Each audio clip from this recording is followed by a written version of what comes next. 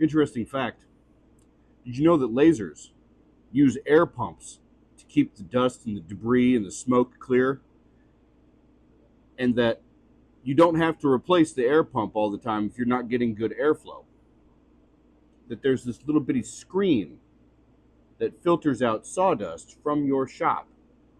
And that if you clean it, you get better airflow. And that you don't have to replace the air pump, that thing,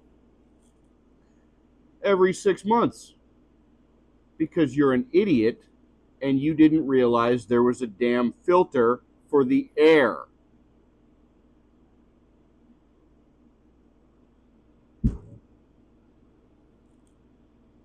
Now you know. Wish I did. Moving on.